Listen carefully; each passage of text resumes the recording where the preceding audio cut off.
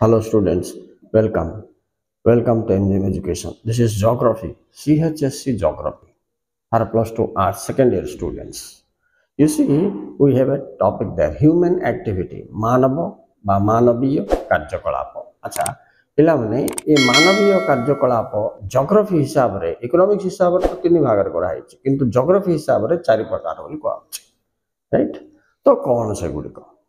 अच्छा, आगो मानवीय कार्यकलाप बोले वृत्ति जो वृत्ति गुड़िक मनुष्य को तार जीविका अर्जन परिवार पोषण रे सहयोग करिथाए ताकू कौन कहा जाए ह्यूमन एक्टिविटीज बा मानवीय ऑक्युपेशन ह्यूमन ऑक्युपेशन बोली कहबे बा मानवीय कार्यकलाप बोली कहबे. यह चार श्रेणी एक है तुम प्राथमिक कार्यकलाप बा वृत्ति, दुई है माध्यमिक कार्यकलाप बा वृत्ति, तीन है तृतीय स्तरीय कार्यकलाप वृत्ति आपको पिला माने इकोनॉमिक्स सेवा क्षेत्र कहते एंड चार है चतुर्थ स्तरीय वृत्ति बा कार्यकलाप.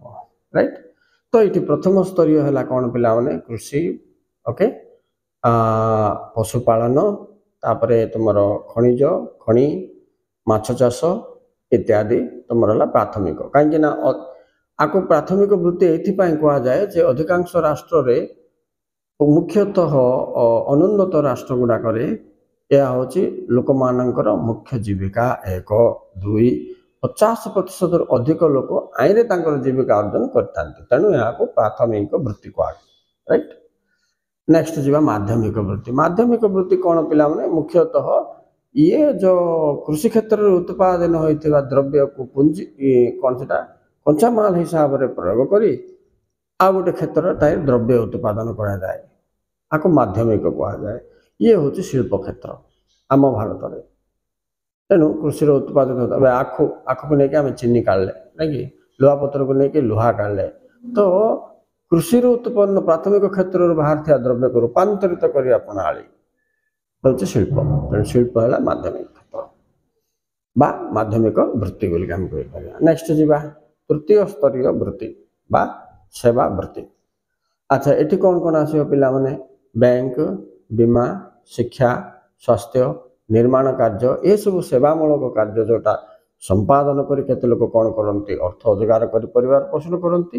तेणु ये है आ गोटे तुम तृतीय वृत्ति बा तृतीय मानवीय कार्यकलाप.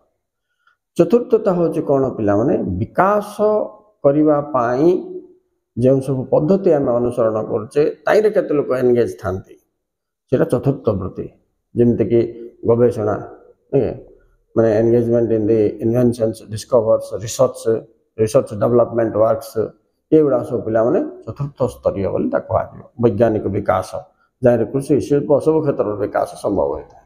ये मानव कार्यकलाप को चार भाग व्यक्त कराई. Okay students, thank you very much for watching. Please like and share. Geography students.